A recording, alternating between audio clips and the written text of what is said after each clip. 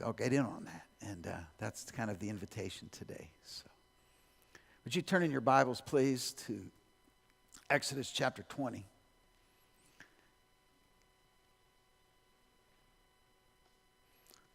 There's always two big questions when you see something that is, it's like ancient and it's man-made, and you think, how and why? How did they do that?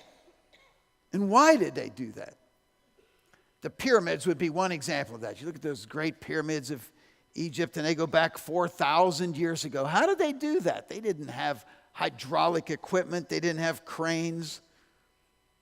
How did they do that? Do you know about the same time as those pyramids were being built, further north in England, was something called Stonehenge. Stonehenge is 4,000 years old, older than when Moses gave the 10 Commandments. Somebody carved out those stones, transported them, set them up. Those stones are 13 feet high, 7 feet wide. They weigh 25 tons. How did they do that?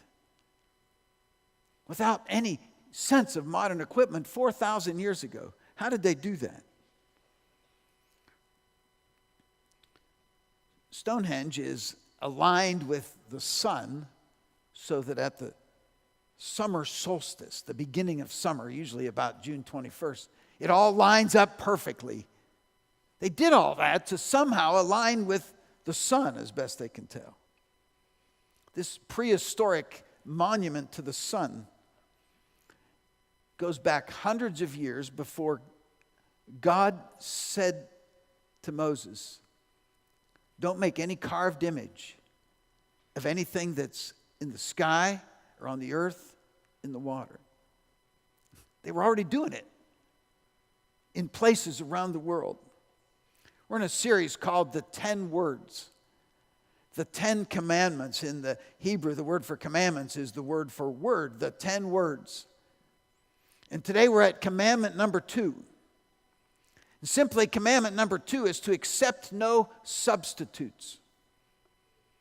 Don't worship anything that's carved or manufactured, that's created. So I want to read from Exodus chapter 20, the first 6 verses. The first 3 will be review from last week, and then verses 4, 5, and 6 are going to pick us up with the second commandment.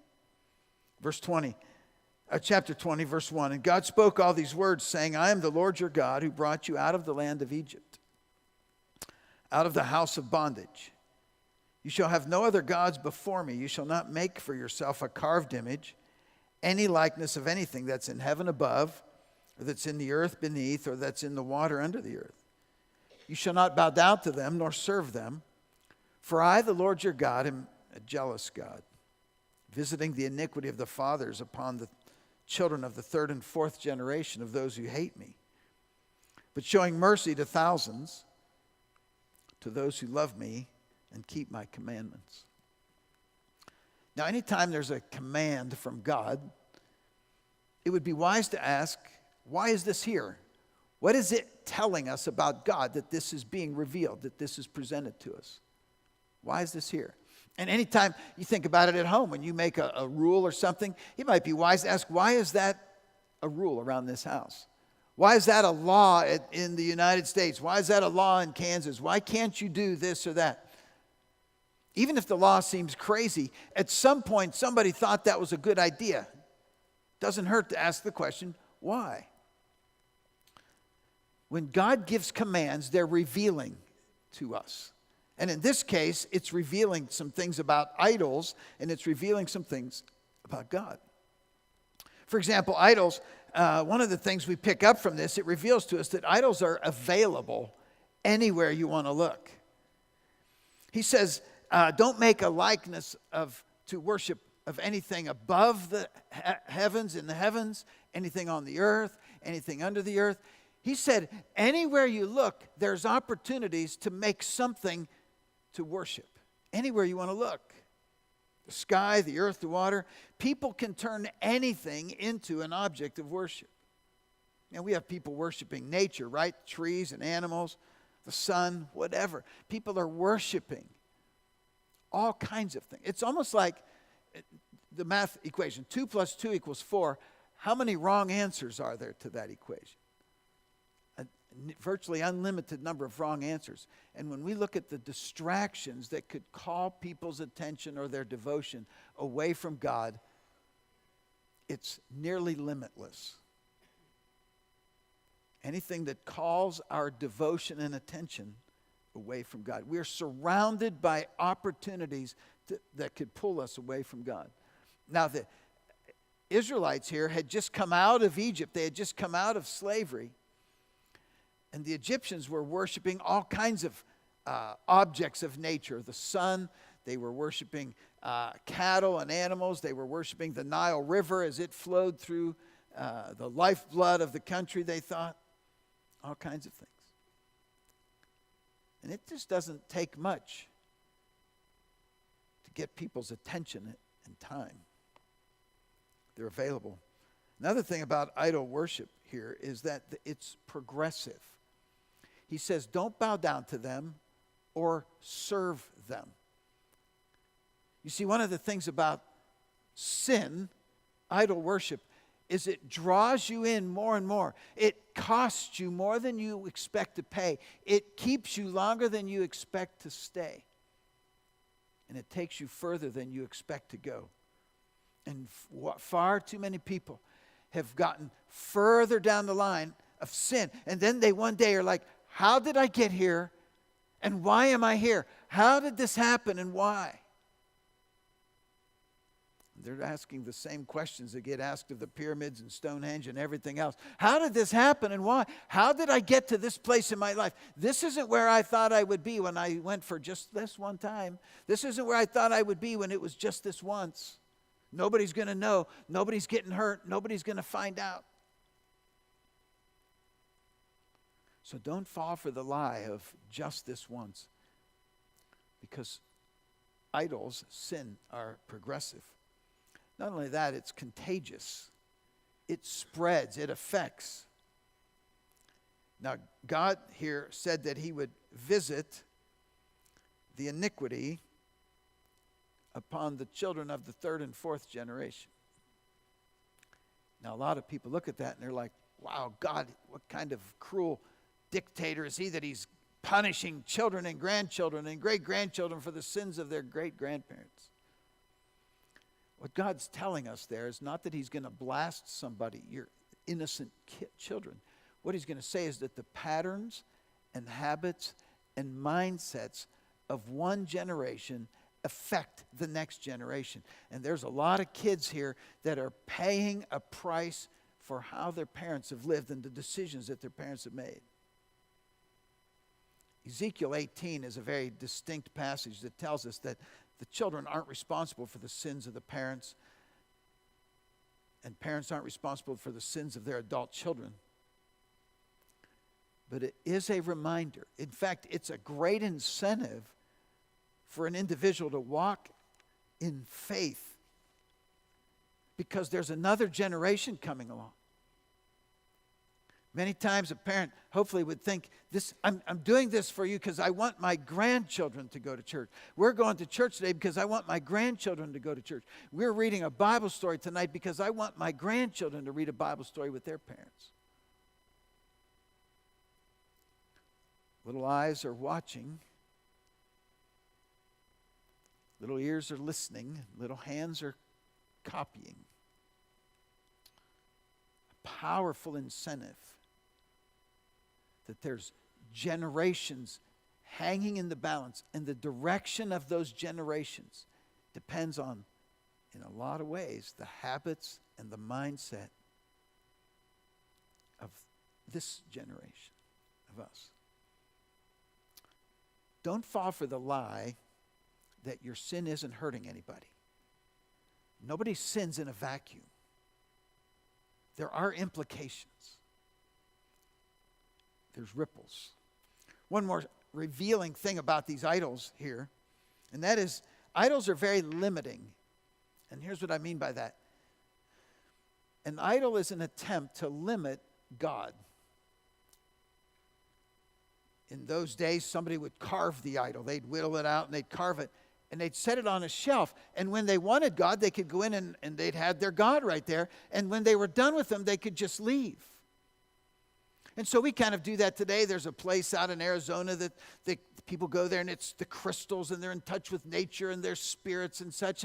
But when they're done, they just leave, and then they can go live however they want. And when it's time to get in touch with the spiritual side of life, we just go back to that place. And so it's so limiting. And it's really an attempt for people to limit God. And if I'm choosing to limit God, who's in charge then? Who's the boss? That makes me the boss, because I'm the one calling the shots. Instead of coming to God on his terms, I'm creating a God in my own image. I'm really only fooling myself. If God's confined to a nature or a building or a ceremony, then it makes me in charge, makes me in control. God says, don't make any image of me, because any image is going to be insulting. How many of you are proud of your driver's license photo? Can I see your hand? Is there anybody that got your driver's license photo and you're like, wow, can you do that in 8x10? Hey, where do we get more of those? I sometimes, and I actually smiled, I didn't smile, for a passport renewal yesterday morning.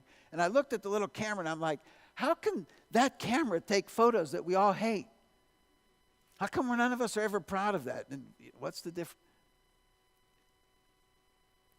We live in a culture that's bent on image management, making sure that we look good. Man, the social media world has everybody putting their best foot forward. I remember where I was when I learned this term, selfie stick. Now, I'm an old guy, technology, I'm one of the late bloomers when it comes to technology. But it was a mission trip to South Dakota, and somebody whipped out a selfie stick. What is that? Well, we're going to take a group photo right here. Look, and they held a stick up. Well, I remember where I was months ago. I'm walking through, some big boxed discount store from Northwest Arkansas. And so I'm going through there, and I see this box, and it says, selfie light. And I just start cracking up. Because you wouldn't want to take a selfie in bad light, would you? You have to get one of these, and Christmas is a couple months away. If you don't have a selfie light, what are you doing? What kind of image are you putting out there anyway? Selfie light. Franklin Roosevelt struggled in his mobility from polio. But he forbade any reporter or anyone from taking a photo of him in his wheelchair. He didn't want to look weak.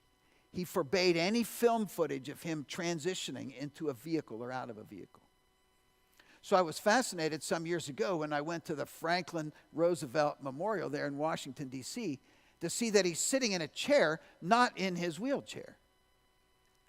And it had just opened, controversy followed. And do you know that they've added a second statue of Franklin Roosevelt in a wheelchair to that memorial? And so it was the handicapped community or such that raised the issue, but it went against the image that he was trying to portray. Well, God said, any image that you create of me is going to be an insult. It's not going to work. I got a text a couple nights ago of a photo, of a picture that a second grader had drawn of a friend of mine. And they're like, here's the photo. What do you think? How's it look? Does it look like me?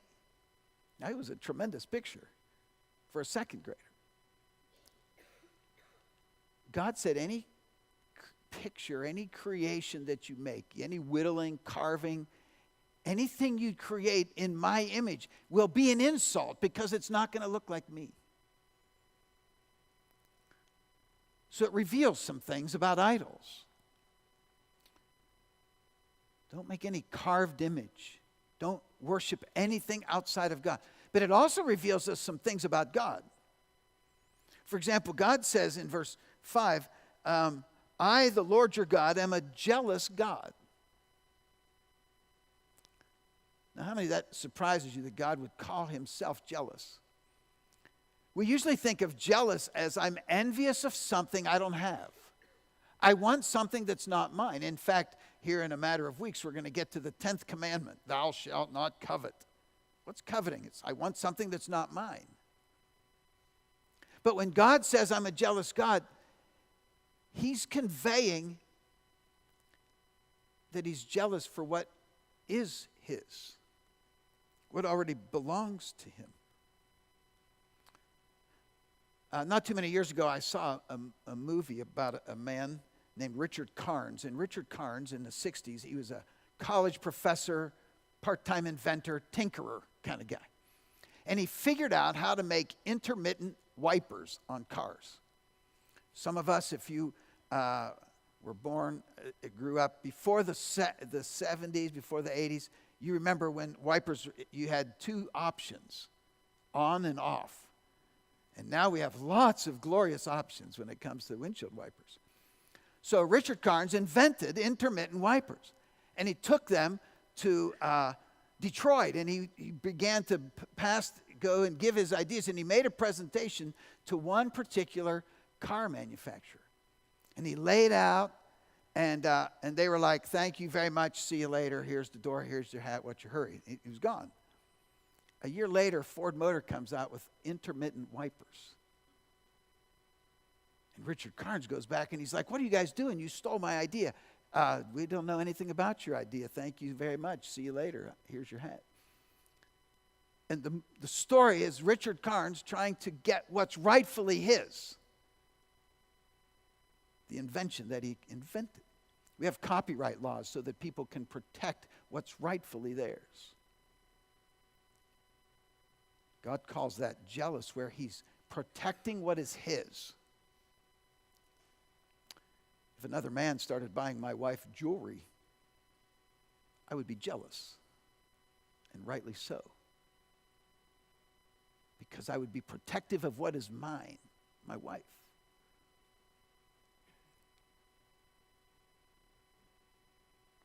God says, I'm jealous. And then he says, verse 6, but I show mercy to thousands, to those who love me and keep my commandments. God shows steadfast love. He reveals that his commands are from a foundation of love.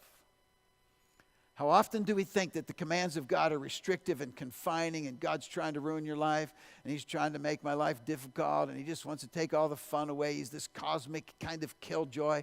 And look what God's so restrictive. He's just binding our hands.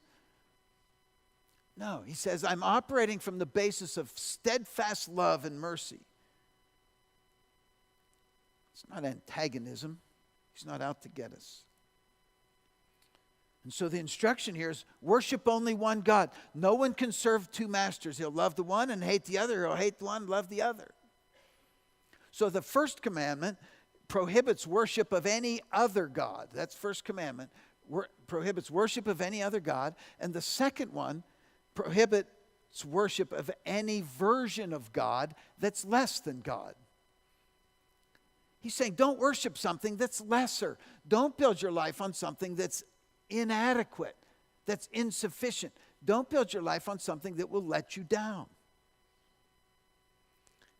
Now, shockingly, tragically, between this audible presentation of the Ten Commandments, in verse 1 says God spoke all these things to Moses, and when God etched them on tablets of stone, which happened a few chapters down the line,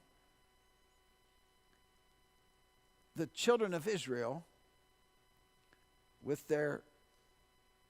they assigned Aaron to build them a golden calf. God had already given the instruction, don't make any graven image. And Aaron builds this golden calf.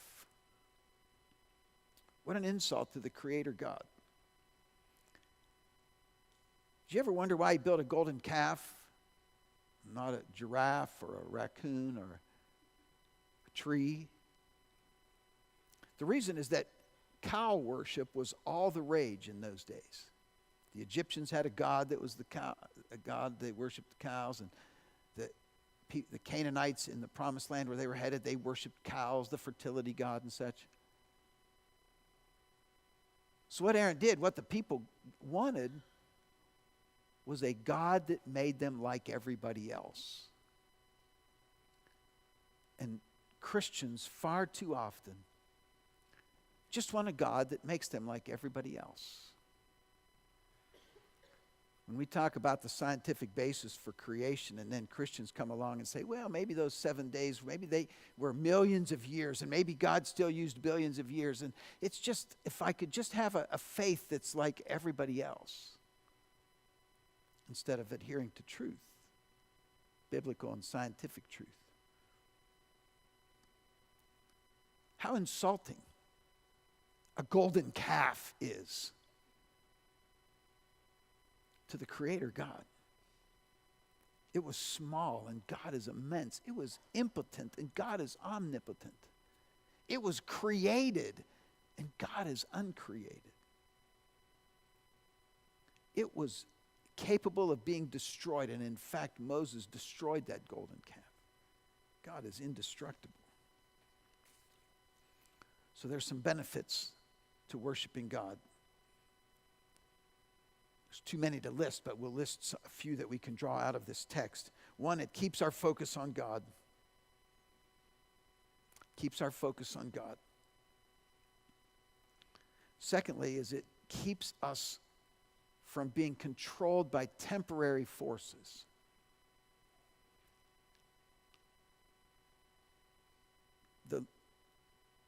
The world around us isn't permanent. And if we build our life on anything around us, I mean, I like sports as much as the next person, and I'm going to watch a little football today, and I watched a little last night. But I couldn't give you scores from last season. I could hardly give you scores from last week. And we build our lives on things that don't last.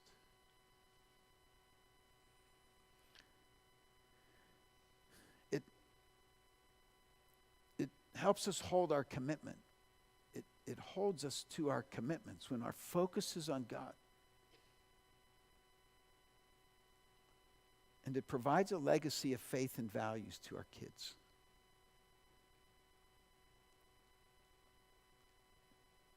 What you do in your home is defining normal for your kids. So we have this opportunity to define what normal is.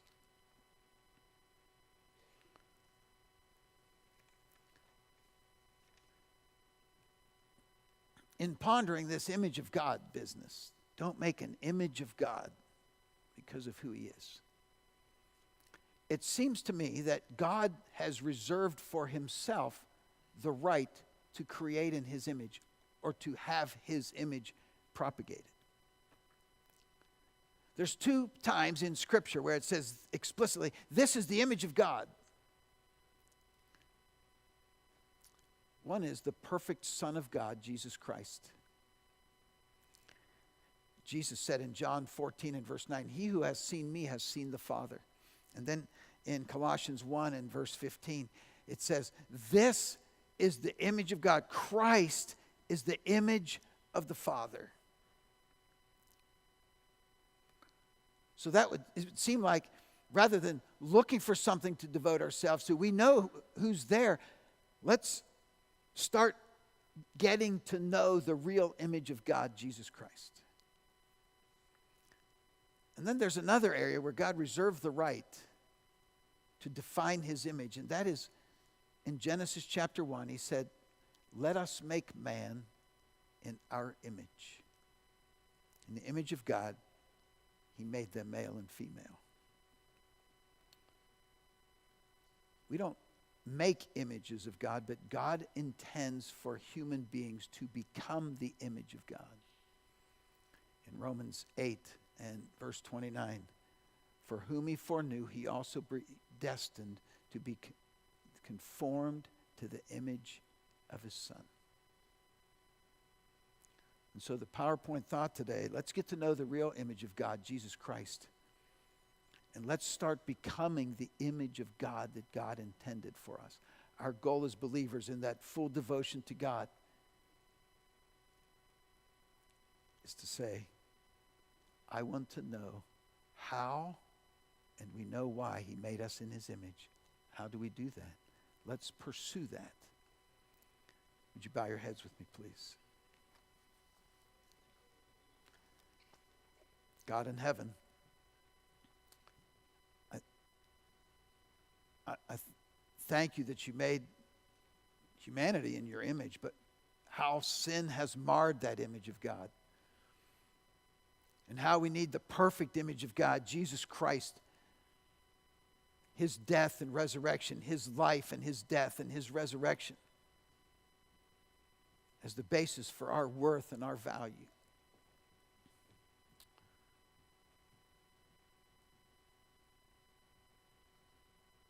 God, would you keep us from lesser things?